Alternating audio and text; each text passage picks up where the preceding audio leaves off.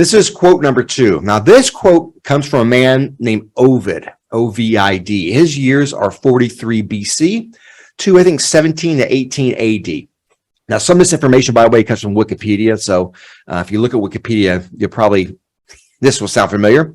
Ovid was a Roman poet who lived during the rule of Augustus. And for those who don't know, Augustus, also known as Octavian, was like the high ruler of Rome. That was the golden age of Rome. He was the cousin of Caesar. Ovid was very popular during his times, but he became widely read during the Middle Ages and the Renaissance. So, what is this quote by Ovid I want to share with you? Here it is, quote, "It is right to learn even from the enemy." I'll say that again.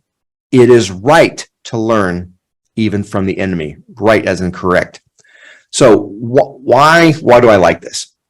Again, learning requires you. If you're going to learn, you have to go outside your comfort zone. The fact is, if you really want to learn, you have to challenge your own notions, your own premises, which probably have not been challenged. If you do that, you're placing yourself in an advantageous position, a position to take on the challenges of the world, because there's so many things out there, so many factors, so many unknowns, that if you're unwilling to examine them, then you're really just putting, it all comes to confirmation bias. You're going to go what you think is the right answer, the right conclusion, and ultimately, chances are you might be incorrect. In fact, it reminds me there's a book out there called The Psychology of Intelligence Analysis. And if I remember right, the author is Richards Hoyer.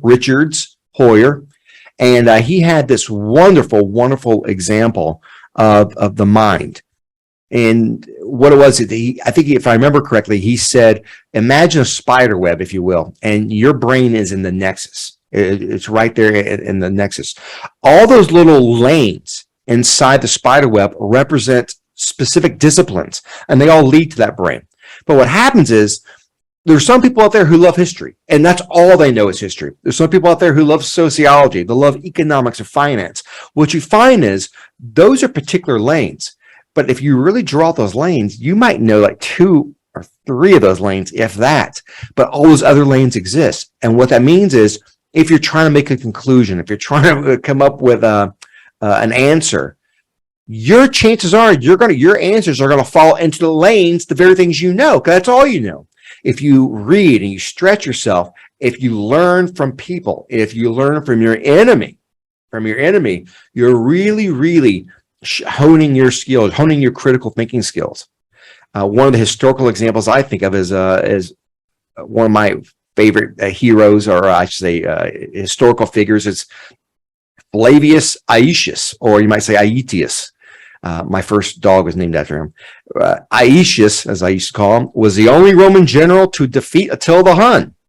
How did he do it? Well, one of the reasons was that he lived with the Huns. He knew their lifestyle. He knew their ways of fighting. He knew what the Hun was. Now, get this.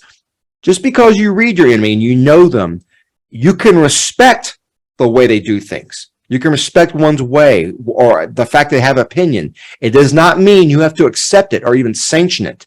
I respect the fact that you have an opinion. Great. It does not mean that I have to like it. But it means, though, I am willing to go in and understand your logic, how you came to that conclusion. By doing that, I strengthen myself. I become more confident in my own beliefs because I am willing to do that. But a lot of people today are not willing to do that. Just look around you. You'll find others who will not listen to opposing opinions because it just makes them very uncomfortable. And that's a shame. Again, if you want to defeat your enemy, it probably helps you to know them. I'd recommend anything, if you get a chance, to read Michael Schor's biography on Osama bin Laden. It is fascinating. It's fascinating to understand who that man was, why he did the things he did, his strategy. Why did he choose a particular strategy? If you know that kind of stuff, that would just help us in our strategy in fighting people, fighting insurgents like him. Gosh, there's so many examples out there. I guess the bottom line lesson is, don't live in a world of fear. Stretch yourself. Make yourself uncomfortable sometimes. Even question your own ideas. Remember, you want to think that you want to have the ideas which you think benefit you. make sure that they do benefit you. Just don't grab onto an idea and cling on it for the sake of clinging on out of fear.